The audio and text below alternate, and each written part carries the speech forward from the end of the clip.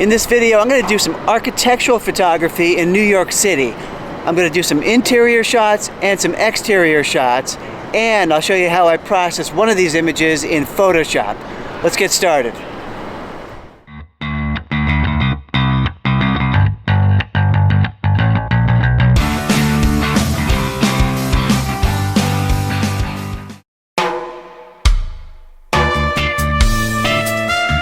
Well, I got up early on a Sunday morning and drove into New York City. It's about a 55-minute drive, not too bad. This time of year, it's not great to do landscape photography because there's no leaves on the trees and no snow on the ground. So I came to do some architectural photography in downtown Manhattan. I will be there in about 2 or 3 minutes.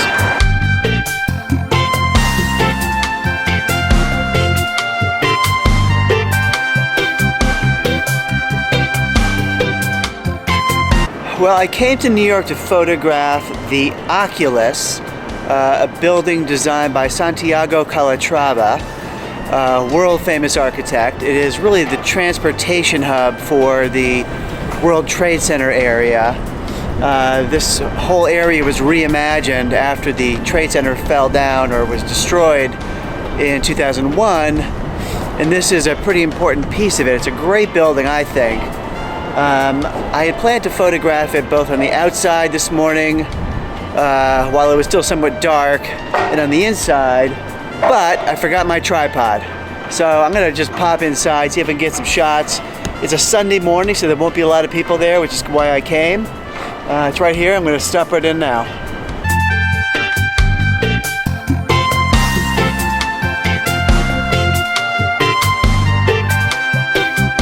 Well, I made it inside. At this hour, it's still kind of dark. It'd be great to have a tripod. Having said that, I'm pretty sure security will not want me to be shooting with a tripod here. I've been told that before when I tried to do it, so I'm probably going to have to do handheld and use a very high ISO and see what I can get.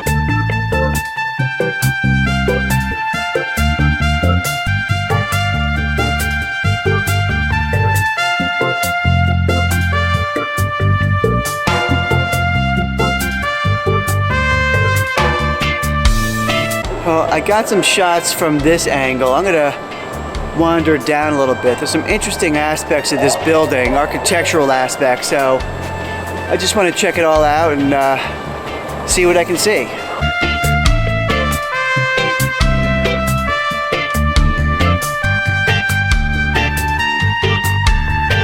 Well, just had a security person come over to me, and they had a problem with my little Joby tripod. It's like 12 inches tall that holds just my vlogging camera.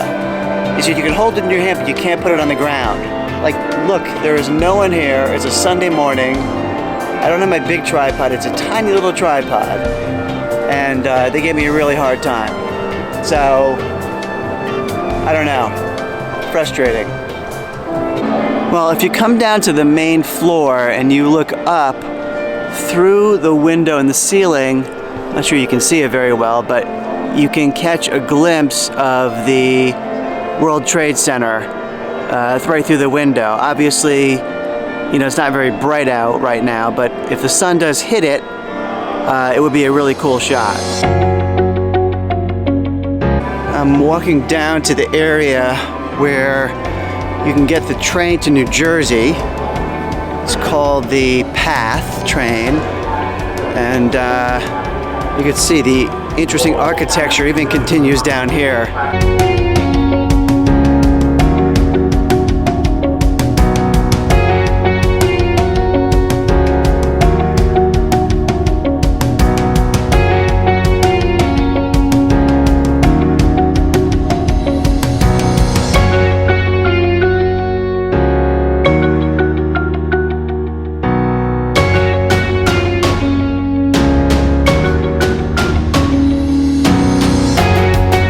Some pretty cool tunnels to other parts of some of the buildings downtown, like what you see behind me. I'm going to get out my long lens and try to compress this scene. I'm going to walk down there as well, see what else I can find, but It might look more interesting in my eye than it does on camera, but again, I'm going to give it a try anyway.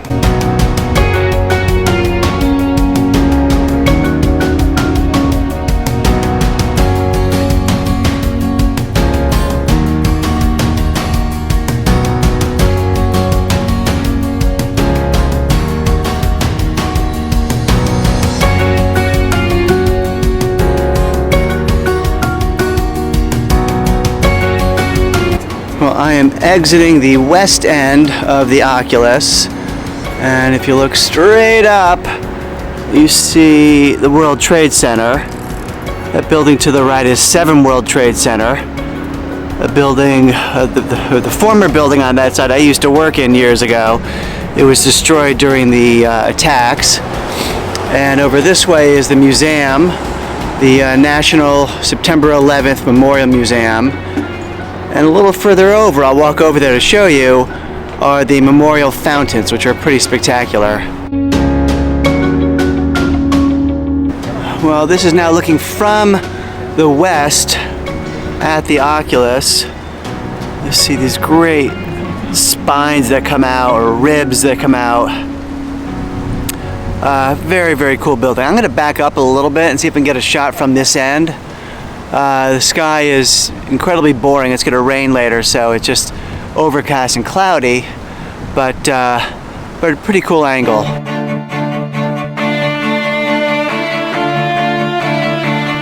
Well, I moved over to my left a little bit. I have, I think, an even better angle of the building. It's pretty messy. We got these street lights. There's a lamppost over here, but I think I might just use the magic of Photoshop and clean this up and really just focus on this building, which is pretty spectacular.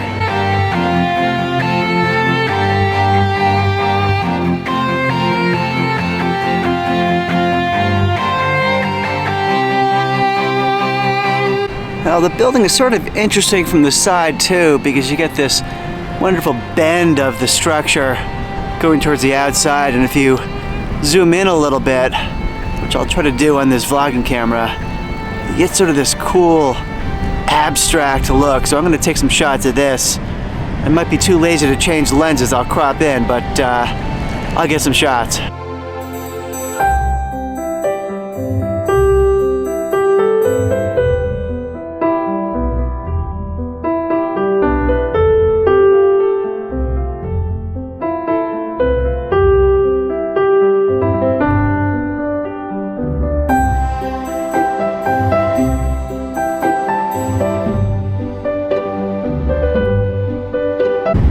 I'm going to walk over to the east side of the building and get a shot from there, and I'll get the World Trade Center in the back.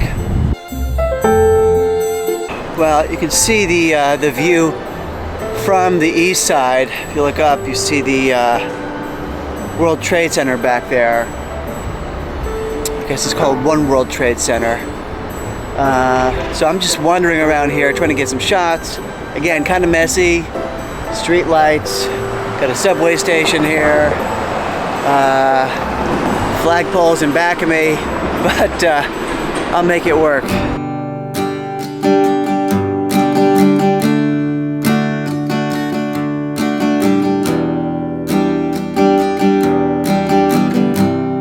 I moved down the street a little bit, and I just got this shot where the wing of this structure intersects with One World Trade Center back there. We'll see how it comes out.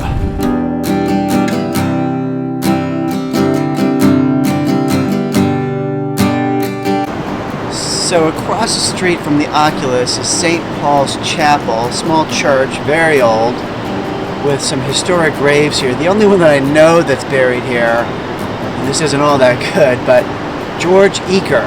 George Eaker was the guy who killed Alexander Hamilton's son in a duel a couple years before Alexander Hamilton died. Anyway, I thought I'd share that with you. Well, that does it for me. That was a lot of fun. If you're into Photoshop, stick around and I'll show you how I process one of those images in Photoshop. If that's not your thing, we'll sign off. But if you like the video, give me a like. It does help the channel. And if you want to see more of this content, make sure you subscribe to the channel so you don't miss future videos.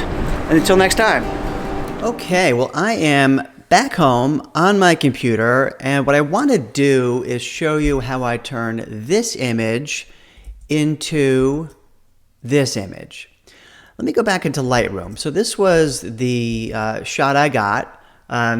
Really didn't do much work to this, and I like the composition a lot. I love this angle to shoot the building. It looks like a majestic bird of some sort. But there are some problems. One is there's a whole bunch of distractions in front, like this street light, like the street lamp over here. There's another one up on this side. And the background's a little distracting too. I want that building to pop more. I want to really accentuate some of the unique features of this building. And so I went into Photoshop, and the first thing I did was I got rid of these distracting elements in the foreground. I won't go into all the details of how I did that, but I used a bunch of tools to do it, and it took me a while, but I was able to do it reasonably effectively. So let's go into Photoshop. And so this was the image after I cleaned up the front in Photoshop. I converted to black and white. I had done a little bit of work just bringing up some of the shadows, adding a tiny bit of clarity, but really didn't do too much. And this again looks pretty good, but I can make it even better. The toughest part of this task was really making a selection of the building. I wanted to essentially darken the background to make the building pop even more, but to do that I had to select the building.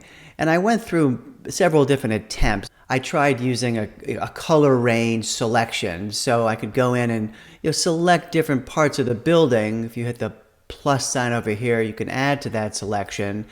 And you could see in the black that it is slowly getting selected.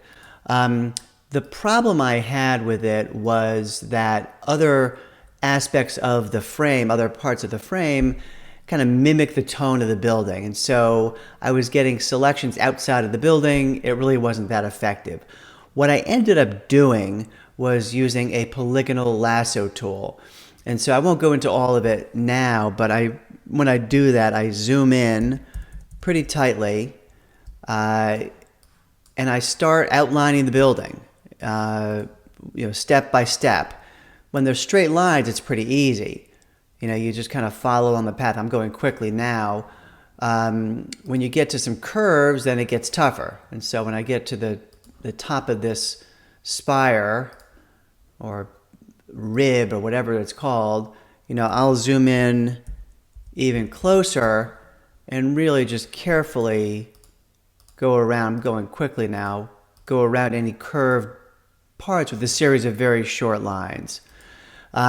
After I made the selection, let me back out a little bit here.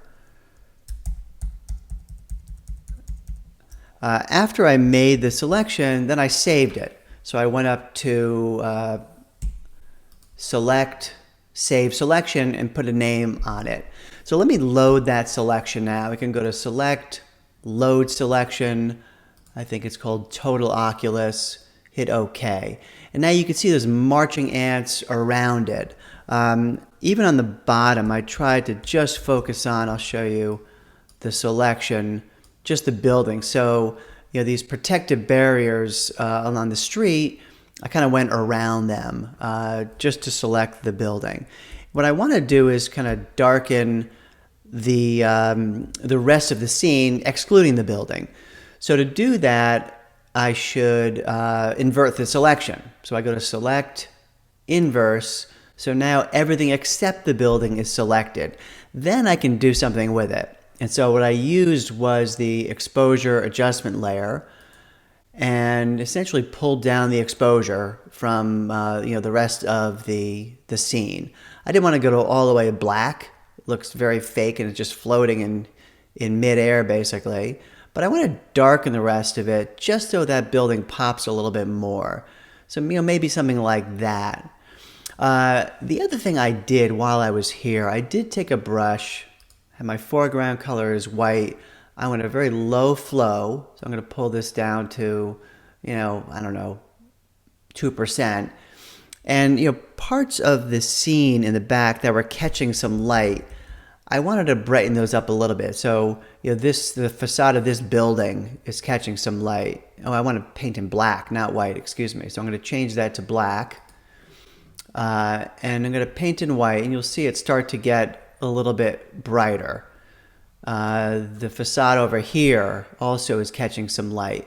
And so I'm going to paint that in, make it a little bit brighter. And I played around with it. Even, back here, there's a facade that was getting some early morning light. It was very cloudy, but getting some light, just to make it, a little bit more realistic. And so here's the before, here's the after. And this actually accomplishes a lot of what I wanted to do. The only other thing I did was I wanted to add some contrast to the building itself. And so I'm going to reselect. Now, when I reselected, this was the last selection I had, which is everything but the building. But I can simply invert it. So I'm back to just having the building now. I'm going to choose a curves adjustment layer, and I'm going to pull up on the right to brighten the highlights, down on the left to darken the shadows. And so this really adds some contrast to the building, especially on the left side where you do have both darks and whites. The last thing is always a good thing to do is just add contrast to the whole scene. So I'm going to go up to a curves adjustment layer. I'm going to pull up on the right just modestly, down on the left. Now the last thing I wanted to do is in the foreground, if this building is so bright, you would see some lightness on the street in the front. And so I went back to, I thought of this after, but I went back to my first exposure adjustment layer, got a brush with black. I'm going to make the flow up a little bit more. And I'm just going to paint in the foreground a little bit, just to brighten this up, to make it feel a little bit more realistic, because again, it's such a bright building that you would see some brightness in front as well. So I find that to be a little bit more realistic. There's the finished product. Didn't require that much work other than, and that's the original, other than making the selections to begin with. And so, listen, I hope you like this video. It was a short Photoshop tutorial.